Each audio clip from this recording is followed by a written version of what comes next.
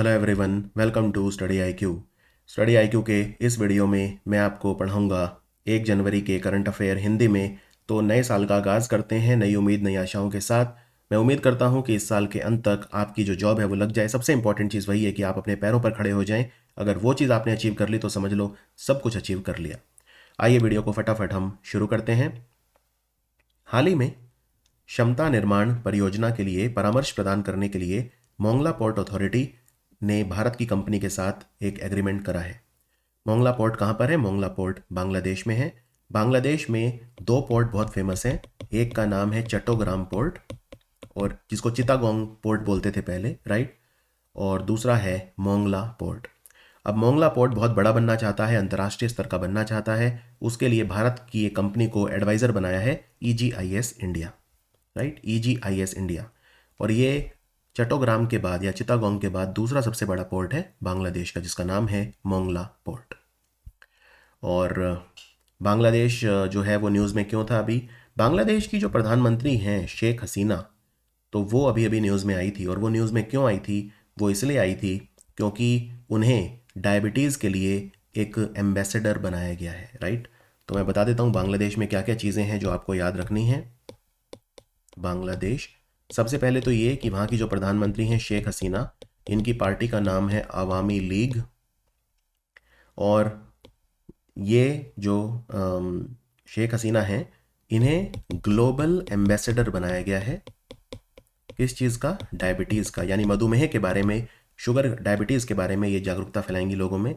किसने बनाया इन्हें? ये इंटरनेशनल डायबिटीज़ फेडरेशन ने, अंतर्राष्ट्रीय मधुमेह संघ। इंटरनेशनल डायबिटीज़ फेडरेशन का हेडक्वार्टर बेल्जियम की राजधानी ब्रसेल्स में है। और अभी अभी वर्ल्ड डायबिटीज़ कांग्रेस हुआ था, वहीं पे उन्हें बनाया गया है ये। तो वर्ल्ड डायबिटीज़ कांग्रेस कहाँ पे हुआ था? ये पुर्तगाल में हुआ था। हमने बांग्लादेश के साथ अपना 51वां मैत्री दिवस मनाया। हमने 6 दिसंबर को 51वां मैत्री दिवस मनाया। और जो बांग्लादेश के साथ वॉर हुई थी वो हमने 16 दिसंबर को जीती थी। आपको ये भी बता दूं कि अभी अभी एक ग्रुप ऑफ फ्रेंड्स बना है। ग्रुप ऑफ फ्रेंड्स मतलब मित्रों का संगठन। किस चीज़ के लिए? जो पीस कीपर होते हैं, शांति दूत, उनके खिलाफ जो अपराध होते हैं उनको लेकर आवाज़ उठाएंगे ये ग्रुप ऑफ फ्रेंड्स। तो उनमें India, Bangladesh, Nepal, Egypt, France और मोरक्को, ये 6 कंट्री हैं जो सह अध्यक्ष हैं इस संगठन के, group of friends to promote accountability for crimes against peace keepers. और एक सिलहेट सिलचर फेस्टिवल भी हुआ था। सिलहेट बांग्लादेश में है, सिलचर असम में है। सांस्कृतिक महोत्सव था ये। एक संगठन है जिसको बोलते हैं Indian Ocean Rim Association. Indian Ocean Rim Association की सालाना बैठक जो है वो ढाका में हुई थी। और बांग्लादेश जो है उसमें एक जगह है कॉक्स बाज़ार। कॉक्स बाज़ार में क्या हुआ था अभी? International fleet review. जो जहाज़ होते हैं वो यहाँ पे आते हैं, जहाज़ों की समीक्षा की जाती है। तो इंटरनेशनल फ्लीट रिव्यू जो हुआ था कॉक्स बाज़ार में हुआ था। और भारत और बांग्लादेश जो हैं, कुशियारा नदी के पानी को लेके समझौता दोनों देशों के बीच में हो गया है। और शेख हसीना ने एक सम्मान दिया एडवर्ड कैनेडी को। एडवर्ड कैनेडी अमेरिका के एक नेता हैं जिन्होंने 1971 के युद्ध में बांग्लादेश की मदद करी थी। तो एडवर्ड कैनेडी को कौन सा अवार्ड देकर सम्मानित किया इन्होंने? Friends of liberation war. Friends of liberation war नाम का अवार्ड देकर सम्मानित किया एडवर्ड कैनेडी को। Is that understood? वैसे बांग्लादेश में एक तूफान भी हिट किया था अभी भी, सितरंग। ये सितरंग नाम कौन से कंट्री ने दिया है? ये थाईलैंड ने दिया है। नाम सुझाया है सितरंग थाईलैंड ने। ये जो है बांग्लादेश में ये आया था चक्रवात। और बांग्लादेश में हमारे राजदूत हैं प्रणय वर्मा, ये भी मत भूलिए। हाल ही में TUTR हाइपरलूप और किस कंपनी ने हाइपरलूप प्रौद्योगिकी के विकास के लिए IIT मद्रास के साथ समझौता करा है। हाइपरलूप क्या होता है? एक टेक्नोलॉजी होती है जिसे बोलते हैं magnetic levitation. Magnetic levitation technology से चलता है हाइपरलूप। बुलेट ट्रेन की स्पीड जो होती है 300 साढ़े 300 किलोमीटर प्रति घंटा हो सकती है, 400 हो सकती है। लेकिन हाइपरलूप की स्पीड आप विश्वास नहीं करेंगे, 800 से 900 किलोमीटर पर आवर हो सकती है, यानी बुलेट ट्रेन के भी 3 गुना। इतनी तेज चलता है हाइपरलूप। तो हाइपरलूप क्या भारत में आ सकता है? अभी इस पे एक्सपेरिमेंट चल रहे हैं, IIT मद्रास में चल रहे हैं।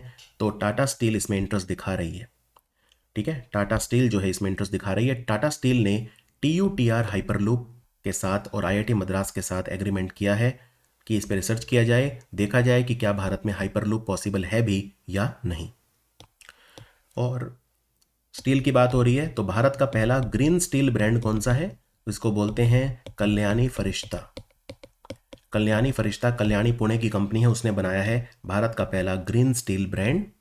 और एक ग्रीन स्टील प्रोजेक्ट जो है, जो जिंदल ग्रुप है, जिंदल शदीद ग्रुप, $3 अरब का निवेश करके ओमान के डुकम शहर में ग्रीन स्टील प्लांट लगा रहे हैं। और आईआईटी मद्रास ने अभी अभी एक मशीन बनाई है जिसका नाम है सिंधुजा वन। ये मशीन जो है समुद्र की लहरों से बिजली बना सकती है। इस मशीन को इन्होंने तमिलनाडु में टुटीकोरिन में अभी अभी डाला था। हाल ही में हमारे जो मंत्री अनुराग सिंह ठाकुर, उन्होंने वर्ष 2023 के लिए भारत सरकार का ऑफिशियल कैलेंडर लॉन्च करा है। इस कैलेंडर का थीम क्या है? समग्र थीम। देखो, हर महीने के लिए एक अलग थीम है और साल के लिए, पूरे साल के लिए अलग थीम है। तो पूरे साल के लिए जो थीम है वो है नया वर्ष नए संकल्प।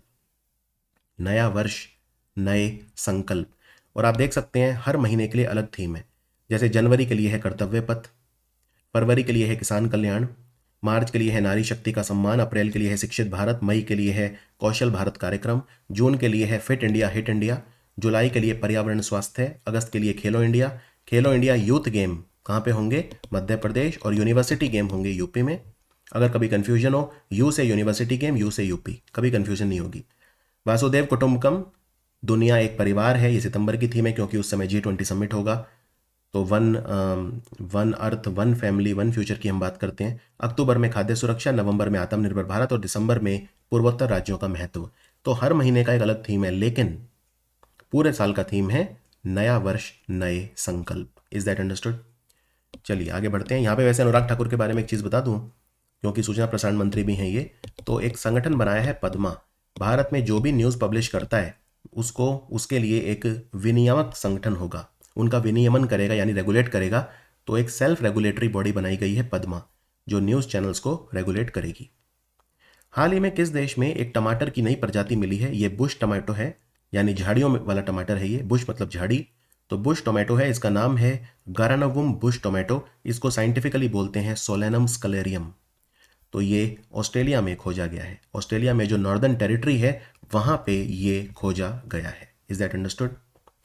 और ऑस्ट्रेलिया के बारे में क्या क्या आपको पता होना चाहिए? देखो, ऑस्ट्रेलिया अभी अभी 2 टूर्नामेंट हारा है। दोनों टूर्नामेंट बहुत प्रतिष्ठित हैं। दोनों टूर्नामेंट टेनिस के लिए खेले जाते हैं। पुरुषों के लिए जो खेला जाता है उसे बोलते हैं डेविस कप। तो ऑस्ट्रेलिया को हरा के किसने जीता डेविस कप? कनाडा ने। ठीक है। दूसरा टूर्नामेंट महिलाओं के लिए खेला जाता है। डेविस कप का ही जो महिलाओं का वर्जन होता है उसे बोलते हैं Billie Jean King cup. Billie Jean King cup. Billie Jean King एक बहुत महान टेनिस खिलाड़ी थी, उनके नाम पे इस टूर्नामेंट का नाम रखा है बिली जीन किंग कप। इसमें ऑस्ट्रेलिया को हराया किसने? स्विट्जरलैंड। तो स्विट्जरलैंड जो है वो जीत गया बिली जीन किंग कप और कनाडा जीत गया डेविस कप, और दोनों ने फाइनल में ऑस्ट्रेलिया को हरा दिया। फिर ये याद रखिए कि जो ऑस्ट्रेलिया है उसके साथ हमने ECTA एग्रीमेंट करा है, इकोनॉमिक जो कॉपरेशन एंड ट्रेड एग्रीमेंट। ये लागू हो गया कब से? 29 दिसंबर 2022। ये डेट सुपर इंपॉर्टेंट है। और हमने सेपा साइन किया था UAE के साथ, और ये लागू हो गया था 1 मई 2022 से। उसके बाद फिर आपको ये याद रखना है, एक ऐप लॉन्च करी है हमने, मेरा कुआं मतलब माई वेल। माई वेल क्यों लॉन्च करी है? क्योंकि भारत और ऑस्ट्रेलिया के बीच में पानी को बचाने के लिए एक प्रोग्राम चलता है जिसका नाम है young water professional programme. Young water professional programme, जिसमें भारत के युवा लोगों को ऑस्ट्रेलिया सिखाता है कि कैसे पानी बचाया जाए। और एक ऐप लॉन्च हुई है माई वेल। और भारत और ऑस्ट्रेलिया के बीच में युद्धाभ्यास हुआ है जिसका नाम है ऑस्ट्र हिंद। कहाँ हुआ? ये राजस्थान के बीकानेर में महाजन फील्ड फायरिंग रेंज में हुआ। और एक भारत की टीचर है वीना नायर, इसको ऑस्ट्रेलिया के प्रधानमंत्री ने सम्मानित करा है क्योंकि ये साइंस बहुत अच्छा पढ़ाती हैं बच्चों को। हाल ही में किस राज्य ने यू कियांग नागबा, बहुत बहुत बड़े फ्रीडम फाइटर थे, उनकी 160वीं जयंती मनाई है? देखो, भारत में हमें सिर्फ कुछ ही फ्रीडम फाइटर के नाम पता है। अगर आप पूरी NCERT पढ़ लो, स्पेक्ट्रम पढ़ लो, और भी तमाम सारी जो किताबें आती हैं वो भी पढ़ लो, तो भी आप ज़्यादा से ज़्यादा 50 स्वतंत्रता सेनानियों के नाम बता पाओगे, लिख पाओगे, उनके बारे में जान पाओगे। लेकिन इस आज़ादी की जंग में ऐसे ऐसे लोग हुए हैं, और पूर्वोत्तर के बारे में तो आप जानते ही नहीं हो, नॉर्थ ईस्ट के बारे में तो जानते ही नहीं हो। तो एक ये थे व्यक्ति, इनका नाम था यू कियांग नागबा। ये फ्रीडम फाइटर थे, मेघालय से थे। इन्होंने अंग्रेज़ों के खिलाफ एक रिबेलियन किया था, अंग्रेज़ों के खिलाफ विद्रोह किया था, उसको पूरा अच्छे से लोगों को इकट्ठा करके। ये इनकी ट्राइब थी जयंतिया। जयंतिया ट्राइब के थे। मेघालय में 3 ट्राइब रहती है ना, खासी, गारो और जयंतिया, और मेघालय में ज़्यादातर पहाड़ियों के नाम भी यही हैं, और मेघालय के जितने भी ज़िले हैं सबके नाम यही हैं, खासी, गारो और जयंतिया। तो ये जयंतिया से थे, ये जयंतिया थे, इनकी इनकी जो ट्राइब थी वो थी जयंतिया। इनका नाम था यूकियांग नागबा, और अंग्रेजों ने इन्हें पब्लिकली फांसी पर लटका दिया था 30 दिसंबर 1862 को जोवई नाम की जगह में। एक शहर है जोवई मेघालय में, ये पश्चिम जयंतिया जिले में आता है, पश्चिम Jaintia hills district, west Jaintia hill district, वहाँ पे 30 दिसंबर 1862 को इन्हें लटका दिया था। तो इनकी 160वीं पुण्यतिथि अभी अभी मनाई गई है। Is that understood? तो इनके बारे में पढ़ना चाहिए हमें, नॉर्थ ईस्ट के जो बड़े बड़े फ्रीडम फाइटर हुए हैं। चलो 3-4 बता देता हूँ क्योंकि वो एग्जाम में बहुत आते हैं। एक कनकलता बरुआ का नाम सुना है? कनकलता बरुआ को सिर्फ 17 साल की उम्र में गोली मार दी थी अंग्रेजों ने, और भारत का झंडा नहीं छोड़ा इन्होंने तब भी अपने हाथ में। असम से थी ये, ठीक है, असम से थी। मोटी बात ये है, बेसिकली क्या है, कनकलता बरुआ के नाम पे एक जहाज भी है हमारा, आपने सुना हो, INS Kanaklata Barua, ICGS Kanaklata, coast guard का जहाज है, ICGS कनकलता बरुआ। फिर कनकलता बरुआ के अलावा एक वीर तिकेंद्रजीत सिंह, ये मणिपुर के राजा थे, और इन्होंने भी सुप्रीम सेक्रीफाइस कंट्री के लिए दिया था। फिर मणिपुर की एक रानी भी थी, रानी गैडिन लियू, ये ट्राइबल रानी थी, रानी गैडिन लियू मणिपुर की। मणिपुर के इन्होंने भी, बहुत नाम है इनका भी, रानी गैडिन लियू का, एग्जाम में अक्सर पूछते हैं रानी गैडिन लियू। इनके नाम पे रेलवे स्टेशन भी बना हुआ है तामेंगलोंग में। एक और बताता हूँ आपको, मेघालय के थे, खासी की पहाड़ियों में रहते थे, जिनका नाम था यू तिरोत सिंह सायम लिया। ये भी आपको पता होना चाहिए इनके बारे में, मेघालय से थे ये, राइट। और भी थे, यू कियांग नागबा मैंने आपको बता दिया। एक पीए संगमा थे, ये वो नेता वाले पीए संगमा की बात नहीं हो रही, एक फ्रीडम फाइटर थे पीए संगमा, राइट। गारो की पहाड़ियों में रहते थे, तो गारो थे वो, गारो थे। जैसे ये खासी थे जिनके बारे में मैंने आपको बताया, यू कियांग नागबा वो जयंतिया थे। ऐसे ही जो पीए संगमा थे वो क्या थे, पीए संगमा गारो थे, गारो की पहाड़ियों से थे। तो बहुत सारे नॉर्थ ईस्ट के जो हैं वो हुए हैं, बड़े बड़े लोग हुए हैं, उनके बारे में आपको डेफिनेटली पता होना चाहिए। Is that understood? और मेघालय में एक जगह है उमरोई, ये न्यूज़ में क्यों आई? क्योंकि यहाँ पे युद्ध अभ्यास हुआ है अभी अभी भारत और कजाकिस्तान के बीच में, जिसका नाम है कैज इंड। हाल ही में निम्नलिखित में से किस संस्था ने एयर फिल्टर को कीटाणुओं से मुक्त करने के लिए ग्रीन तकनीक का इस्तेमाल किया? अभी अभी एक नई टेक्नोलॉजी बनाई है, ग्रीन टेक्नोलॉजी। तो ग्रीन टेक्नोलॉजी को अभी अभी बनाया है किसने? भारतीय विज्ञान संस्थान बेंगलोर ने, Indian institute of science Bangalore. इन्होंने कहा जैसे ग्रीन टी होती है, ग्रीन टी से ही हमें एक कंसेप्ट मिला है। ग्रीन टी पीते हैं ना लोग आजकल, हमारे शरीर में जो एंटीऑक्सीडेंट्स होते हैं उनको प्रोवाइड करती है, एंटीऑक्सीडेंट्स को ग्रीन टी हमारे शरीर को फिल्टर करती है, हमारे शरीर से गंद निकालती है। उसी तरह से ग्रीन टी में ही जो टेक्नोलॉजी है वही को उसके इस्तेमाल करके ग्रीन टेक्नोलॉजी बनाई है। इससे जो हमारे फिल्टर हैं उनसे जर्म्स बाहर निकल जाएंगे। ये भारतीय विज्ञान संस्थान बेंगलोर ने किया है। और आपको बता दूं, जो भारतीय विज्ञान संस्थान है बेंगलोर, यहाँ पे भारत का पहला उत्कृष्टता केंद्र लगा है, यानी कि सेंटर ऑफ एक्सीलेंस लगा है। किस चीज़ के लिए? भारत का पहला सेंटर ऑफ एक्सीलेंस यहाँ पे लगा है 3D बायो प्रिंटिंग के लिए, 3D बायो प्रिंटिंग। और IISc बेंगलोर ने आर्ट पार्क और गूगल के साथ मिलकर प्रोजेक्ट वाणी भी शुरू करा है। हाल ही में समाचारों में देखे गए 2 जल विद्युत परियोजनाएं हैं, 25 मेगावाट की काबेली B1 और 20 मेगावाट का लोअर मोदी खोला। ये दोनों जल विद्युत परियोजनाएं कौन से कंट्री में हैं? ये नेपाल की जल विद्युत परियोजनाएं हैं, और इनसे जो भी बिजली बनेगी वो भारत को बेची जाएगी। तो भारत ने एग्रीमेंट साइन करा है नेपाल के बिजली विभाग के साथ कि काबेली B1 और लोअर मोदी खोला, इनसे जो भी बिजली बने वो हमें दे दो। Is that understood? तो ये नेपाल हमें जो है वो बिजली देगा। और नेपाल के साथ तो हमारे और भी जल विद्युत परियोजनाओं के प्रोजेक्ट हैं। नेपाल के साथ आपने सुना होगा कि लोअर अरुण बहुत एक इम्पॉर्टेंट प्रोजेक्ट है, लोअर अरुण, राइट। एक वेस्ट सेती प्रोजेक्ट है 750 मेगावाट का, जिसे NHPC बना रहा है, वेस्ट सेती, सेती नदी के ऊपर है। और एक लोअर अरुण है, लोअर अरुण कितने का है? 679 मेगावाट का है, इसे सतलुज जल विद्युत निगम ने बनाया है। एक वहाँ पे सप्तकोसी बांध भी भारत की मदद से बन रहा है। वहाँ के नए प्रधानमंत्री बने हैं पुष्प कुमार दहल, जिनका नाम है प्रचंड, पुष्प कुमार दहल। और आपको बता दूं, सूर्य किरण युद्ध अभ्यास हुआ है अभी अभी भारत और नेपाल के बीच में। किस जगह पे हुआ है? जगह का नाम है सालझंडी। सालझंडी जो है नेपाल में है। वेस्टर्न कोलफील्ड लिमिटेड का झूरी नाम की जगह है, यहाँ पे बाल गंगाधर तिलक इको पार्क, ये हाल ही में खबरों में था। ये किस राज्य में है? देखो, जिस जगह पे खनन होता है ना, उसको लेके एक रोमांच पैदा होता है, लोगों के अंदर एक रोमांच रहता है कि माइनिंग कैसे होती है, राइट? तो लोग जो हैं वहां पे जाके देखना चाहते हैं। तो ये भी एक माइनिंग पर्यटन है, माइनिंग टूरिज्म। विदेशों में काफी पॉपुलर है, इंडिया में भी अब ग्रो हो रहा है। ये बाल गंगाधर तिलक इको पार्क है कहाँ पे? ये बाल गंगाधर इको पार्क जो है मध्य प्रदेश में है, जहां पे पेंच टाइगर रिजर्व है वहां पर। ठीक है, पेंच वहीं पे है ये। इसको झूरी नाम की जगह है वहां पर है, जो पेंच में है। तो बाल गंगाधर तिलक इको पार्क है, यहाँ पे माइनिंग टूरिज्म है। आप वहां पे जाओ, वहां पे जाके देखो कि कैसे खदानें क्या होती हैं, खदानों में विजिट करो, अंडरग्राउंड जाओ, खदानों के अंदर खनन कैसे होता है उसको देखो। तो माइनिंग टूरिज्म को प्रमोट करने के लिए बना है बाल गंगाधर तिलक इको पार्क, झूरी पेंच मध्य प्रदेश में। Is that understood?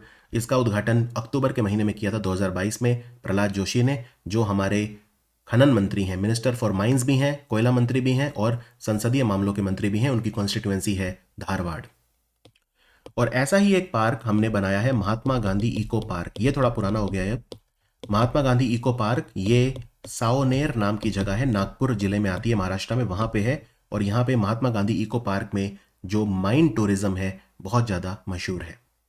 ठीक है, बहुत ज़्यादा मशहूर है। तो उसी की तर्ज पे बिल्कुल वैसा ही बना है बाल गंगाधर तिलक इको पार्क, झूरी नाम की जगह पे मध्य प्रदेश में।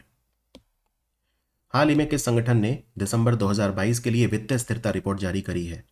वित्तीय स्थिरता रिपोर्ट साल में 2 बार आती है, भारतीय रिजर्व बैंक इसको प्रकाशित करता है। तो आंसर है रिजर्व बैंक ऑफ इंडिया। तो क्या कहा है इस बार इस रिपोर्ट में? फाइनेंशियल स्टेबिलिटी रिपोर्ट में कहा गया है कि इकोनॉमी में थोड़े से चैलेंजेस आ रहे हैं, वो हम देख ही रहे हैं। हमारी ग्रोथ 7% से भी कम प्रोजेक्ट कर रहा है हर कोई। रिजर्व बैंक ऑफ इंडिया भी 7 कर रहा था, अब 6.8 पे आ गया है। तो इस रिपोर्ट में ये कहा गया हमारे बैंकों की हालत तो बेटर है। जैसे हमारे बैंकों में जो gross non performing asset ratio है वो अब 5% था सितंबर 2022 के खत्म होने के बाद, यानी पहली छमाही इस वित्तीय वर्ष की खत्म होने के बाद। ग्रॉस नॉन परफॉर्मिंग एसेट यानी कि जो गैर निष्पादित संपत्ति का ग्रॉस रेशो था वो 5% था। ये पिछले 7 साल में सबसे कम है। और जो नेट नॉन परफॉर्मिंग एसेट, शुद्ध गैर निष्पादित संपत्ति रेशो है, वो हमारा 1.3% था, जो पिछले 10 सालों में सबसे कम है। तो हमारे बैंकों में नॉन परफॉर्मिंग एसेट तो कम हो रहे हैं, राइट? तो बैंकों में लोन भी बढ़ रहे हैं, ये भी देखने को मिला, लेकिन इकोनॉमी में उतना उछाल नहीं मिल रहा। उसके बहुत सारे कारण है, युद्ध भी चल रहा है रशिया यूक्रेन वाला, और वैसे भी आप देखें बहुत ज़्यादा अस्थिरता है इस समय, बहुत ज़्यादा। इसलिए आरबीआई भी करेंसी स्वैप वगैरह कर रहा है। अभी मालदीव के साथ हम करेंसी स्वैप करेंगे, हमने श्रीलंका के साथ करेंसी स्वैप किया था। तो ये सब चीज़ें भी चल रही हैं। और कैपिटल एडिक्वेसी रेशो की क्या बात की गई? कैपिटल एडिक्वेसी रेशो जो है वो कितना होगा सितंबर 2023, यानी 1 साल के बाद? तो ये 14.9 हो सकता है, 14 भी हो सकता है और 13.1 भी हो सकता है। अगर हमारी इकोनॉमी में तनाव बहुत ज़्यादा आ गया यानी सिवियर स्ट्रेस तो 13.1, अगर मीडियम स्ट्रेस रहा तो 14%, और अगर अभी जो बेसलाइन है वही रहा तो 14.9, यानी चीज़ें अभी जैसे चल रही हैं वैसी चलती रही तो 14.9, मीडियम स्ट्रेस आ गया तो 14% और बहुत ज़्यादा तनाव आ गया तो 13.1%। ये इस रिपोर्ट में कहा गया। श्रीराम फाइनेंस लिमिटेड एक कंपनी है भारत की, उसने लोन लिया है $100 मिलियन का। किससे लिया है? ये एशियन डेवलपमेंट बैंक से लिया है, एशियाई विकास बैंक से लिया है। और श्रीराम फाइनेंस फिर इसे आगे देगा लोन। किसको देगा? यूज़ करी हुई गाड़ियाँ खरीदने, और खरीदने के लिए अगर कोई लोन लेना चाहता है तो श्रीराम फाइनेंस उसको ये 100 मिलियन देगा। ठीक है, तो ये ध्यान रखिए। और एशियाई विकास बैंक ने 3 लोन और दिए भारत को। $250 मिलियन का लोन दिया है भारत में रसद विभाग यानी लॉजिस्टिक सेक्टर को मजबूत करने के लिए। $125 मिलियन का लोन दिया है तमिलनाडु को, वहाँ पे पेयजल और स्वच्छता का प्रोजेक्ट चल रहा है 3 जगह पे, टूटीकोरिन, कोयम्बटूर, 3 जगह पे चल रहा है तमिलनाडु में। और इतना ही नहीं, एक बहुत बड़ा लोन $780 मिलियन का दिया है चेन्नई मेट्रो के लिए। प्रधानमंत्री मोदी की अध्यक्षता में राष्ट्रीय गंगा परिषद की दूसरी बैठक हुई। कहाँ पे हुई? राष्ट्रीय गंगा परिषद की बैठक में वही सब बातें हुई, गंगा नदी को साफ कैसे करें और वही सब जो चैलेंजेस हैं उनकी बात हुई। तो इनकी पहली बैठक हुई थी 2019 में कानपुर में, और अब इनकी दूसरी बैठक 3 साल के बाद हुई है। कोविड वगैरह की वजह से नहीं हो पाई, तो ये कहाँ हुई है? ये कोलकाता में हुई है। तो आंसर है कोलकाता। राष्ट्रीय गंगा परिषद की बैठक कोलकाता में हुई। और पश्चिम बंगाल में एक मेला भी लगता है जिसका नाम है गंगा सागर मेला। गंगा सागर मेला। अभी यहाँ पे ट्राम यात्रा नाम का त्यौहार भी चल रहा है, जो ट्राम के लवर हैं उनके लिए ये भी कोलकाता में होगा। और यहाँ पे ये भी याद रखिए, यहाँ पे मुख्यमंत्री आए थे उन राज्यों के जिनमें गंगा बहती है, उत्तराखंड, यूपी, झारखंड। झारखंड में सिर्फ साहिबगंज में गंगा बहती है, बाकी कहीं नहीं। पश्चिम बंगाल, तो इन सबके, और बिहार, इनके मुख्यमंत्री आए थे। ठीक है। तो प्रधानमंत्री मोदी ने मॉर्निंग में अपनी माताजी हीराबेन का अंतिम संस्कार किया और शाम को ये मीटिंग करी। इससे उनका कितने कर्मठ हैं और देश के प्रति रेस्पॉन्सिबल हैं वो पता चलता है, क्योंकि सुबह उनकी मदर की जो है उन्होंने लास्ट राइट्स परफॉर्म करी और फिर ये मीटिंग करी। ये मीटिंग करी कोलकाता में, और उसके बाद आगे बताऊंगा, अगला क्वेश्चन ही है वो, वंदे भारत ट्रेन को हरी झंडी भी दिखाई। तो राष्ट्रीय गंगा परिषद, और आपको बता दूं गंगा की सफाई के लिए जो प्रोजेक्ट चल रहा है हमारा, जिसको बोलते हैं नमामि गंगे। नमामि गंगे को यूनाइटेड नेशंस ने कहा है कि दुनिया के 10 सबसे उत्कृष्ट प्रोजेक्ट्स में से है। किस तरह के प्रोजेक्ट? वर्ल्ड रेस्टोरेशन प्रोजेक्ट, जो दुनिया का पुनर्वास कर रहे हैं।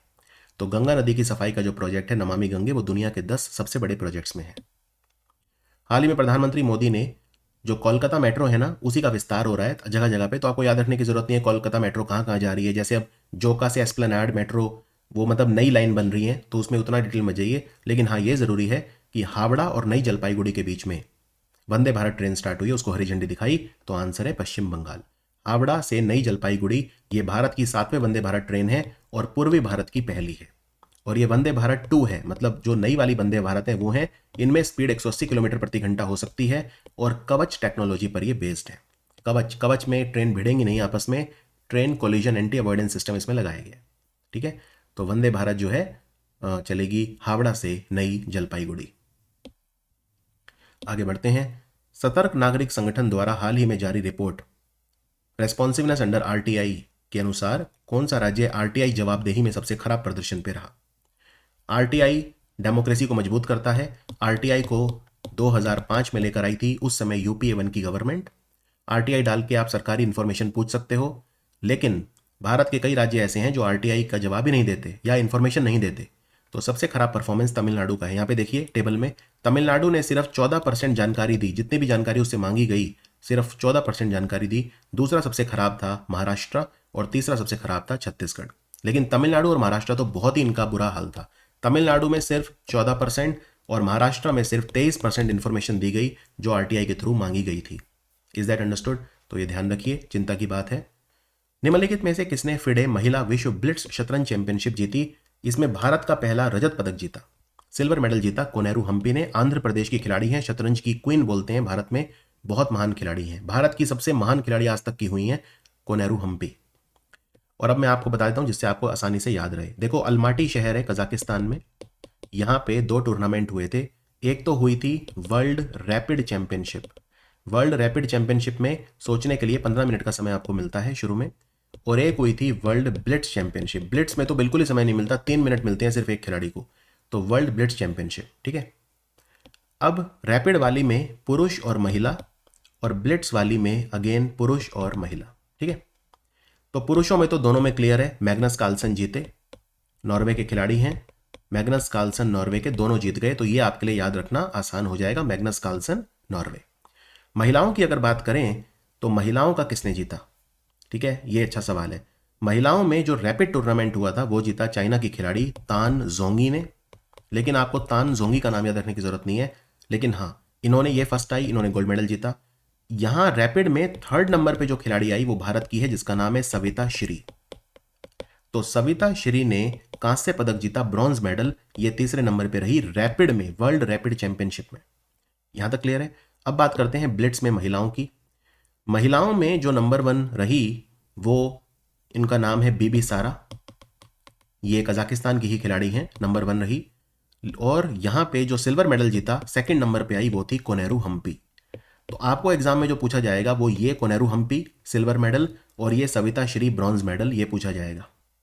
अंडरस्टूड? ये हैं बीबी सारा और ये हैं मैग्नस कार्लसन नॉर्वे के। टाटा पावर निम्नलिखित में से किस राज्य में 255 मेगावाट की हाइब्रिड मतलब होता है पवन ऊर्जा भी और सौर ऊर्जा भी, टोटल 255 वाट की परियोजना स्थापित करने के लिए मंजूरी मिल गई है? तो ये कर्नाटक में स्थापित करेगा। कर्नाटक में कहाँ करेगा वो अभी डिसाइड नहीं हुआ है। ठीक है। तो टाटा पावर रिन्यूएबल एनर्जी, ये टाटा पावर की कंपनी है, रिन्यूएबल एनर्जी जो सेटअप करती है। तो ये बहुत बड़ा हाइब्रिड प्लांट लगा रही है रिन्यूएबल एनर्जी का कर्नाटक में। और दुनिया का सबसे बड़ा जो प्रोजेक्ट है वो किसने लगाया है? दुनिया का सबसे बड़ा प्रोजेक्ट अदानी ग्रुप ने लगाया है, हाइब्रिड। क्या क्षमता है इसकी? इसमें 600 मेगावाट तो है सोलर पावर यानी सौर ऊर्जा, और 150 मेगावाट है पवन ऊर्जा यानी विंड पावर। ये जैसलमेर में लगाया है। Is that understood? दुनिया का सबसे बड़ा हाइब्रिड प्लांट विंड सोलर दोनों है जिसमें वो जैसलमेर में लगाया गया है। इसमें 600 मेगावाट है सोलर और 150 मेगावाट है विंड पावर। और अदानी ने दुनिया की सबसे बड़ी पवन चक्की कहाँ लगाई है? Wind mill. ये स्टैच्यू ऑफ यूनिटी से भी ऊंची है। ये लगाई है मुंद्रा में। मुंद्रा है गुजरात में। मोइल के अध्यक्ष कौन बने हैं? मोइल मतलब मैंगनीज और इंडिया लिमिटेड। मैंगनीज निकालती है ये मध्य प्रदेश और महाराष्ट्र में 11 खदानों में से। ये कंपनी मोइल मिनी रतन कंपनी है ये। तो इसके चेयरमैन कौन बने हैं? इसके डायरेक्ट क्वेश्चन है। इसके चेयरमैन बने हैं Ajit Kumar Saxena. Ajit Kumar Saxena. Is that understood? आगे बढ़ते हैं। हाल ही में बांग्लादेश की प्रधानमंत्री शेख हसीना ने ढाका में पहली मेट्रो रेल का उद्घाटन किया। तो बांग्लादेश के ढाका में भी मेट्रो आ गई है। इसमें कौन देश सपोर्ट कर रहा है? इसमें जापान सपोर्ट कर रहा है उन्हें। और जापान के हिरोशिमा में G7 समिट होगा 2023 में। अभी अभी एक तारे का नाम अंतर्राष्ट्रीय अंतरिक्ष रजिस्ट्री में चढ़ा दिया गया है। किस व्यक्ति के नाम पे रखा गया है? ये तारा ऐसा माना जाता है कि सबसे नज़दीक तारा है। किसके? धरती के सूर्य के? तो ये सूरज के सबसे नज़दीक तारा है। ठीक है। इसका नाम भारत रत्न अटल बिहारी वाजपेयी जी के नाम पे रखा गया है। इनका जन्मदिन मनाया हमने 25 दिसंबर को उत्तम शासन दिवस के रूप में। और 19 से 25 दिसंबर जो हमारा प्रशासनिक सुधार और लोक शिकायत विभाग है उन्होंने गुड गवर्नेंस वीक भी मनाया। ग्वालियर में जन्म हुआ था इनका। ये जो तारा है सूर्य के सबसे नज़दीक है। इसका नाम अटल बिहारी वाजपेयी के नाम पे रखा है। और ये तारा धरती से 392 प्रकाश वर्ष दूर है। 392 लाइट ईयर्स जो है ये दूर है धरती से। Is that understood? तो बस इतना ध्यान रखिए। और कुछ लोग जिनकी डेथ हो गई, भीमाश्यम विजय सारथी की डेथ हो गई। कविताओं के लिए जाने जाते थे, पद्मश्री मिला था इन्हें। फिर एक अंग्रेजी और कन्नड़ पत्रकार थे MS प्रभाकर, इनकी डेथ हो गई। एक कुंबले राव भी थे, यक्षगन जो डांस होता है उसके एक्सपोनेंट थे, उनकी डेथ भी हो गई थी। प्रिट्जगर प्राइज जीतने वाले अराता इसाजोकी ये एक व्यक्ति थे। 91 वर्ष की आयु में इनका निधन हो गया। और प्रिट्जगर अवार्ड जीता हुआ था जो वास्तुकारिता के क्षेत्र में बहुत बड़ा अवार्ड होता है, राइट। वास्तुकारिता के क्षेत्र में स्टर्लिंग अवार्ड होता है, आगा खान अवार्ड होता है और प्रिट्जकर अवार्ड होता है। और प्रिट्जकर अवार्ड इस साल किसे मिला है? 2022 में बर्किना फासो के एक व्यक्ति हैं, पहले अफ्रीका के व्यक्ति हैं जिन्हें मिला है। इनका नाम है फ्रांसिस करे। नरेंद्र मोदी जी की माताजी हीराबेन मोदी का निधन हो गया। वडनगर इनका जो है शहर था। वडनगर मेहसाना में आता है। वडनगर को यूनेस्को ने अपनी अस्थायी सूची में भी जगह दी है विश्व विरासत स्थल की। एक वडनगर, एक त्रिपुरा का ऊनाकोटी और एक सूर्य मंदिर मोढेरा, इनको यूनेस्को ने अस्थायी सूची में जगह दी है। यह था हमारा साल का पहला वीडियो। और साल का पहला वीडियो आपको कैसा लगा? थोड़ा लंबा हो गया वीडियो आज, कोई बात नहीं। जो नए बच्चे जुड़े हैं, क्योंकि कल बहुत सारे बच्चे जुड़े हैं 31 दिसंबर को, तो मैं उनको बता दूं कि वीडियो 20 मिनट का रहता है। मेरा वीडियो 20 मिनट का रहता है, बस 20 मिनट, ज़्यादा कुछ नहीं। और आप एग्ज़ाम जिस दिन होगा आप स्माइल करते हुए बाहर आएंगे, सिर्फ 20 मिनट, ज़्यादा नहीं। हाँ, वो बात अलग है कि 20 मिनट में इतनी नॉलेज मिल जाती है कि उसको पचाने में 2-3 घंटे लगते हैं, वो बात अलग है। ठीक है। सिर्फ काम की बात होती है यहाँ पे। अभी तक जो आप जो भी देखते आए हैं, जिस भी तरह का कंटेंट देखते आए हैं, with all due respect to those teachers, यहाँ पे बहुत अलग, बहुत सीरियस एस्पिरेंट्स रहते हैं। बहुत ही ज़्यादा एक अलग तरह का कंटेंट दिया जाता है और इसको पचाने में बहुत समय लगेगा। नोट्स बनाओ, PDF आपको मिल ही जाएगा। और मिलता हूँ आपसे 2 जनवरी के करंट अफेयर के वीडियो में। Thank you for watching study IQ।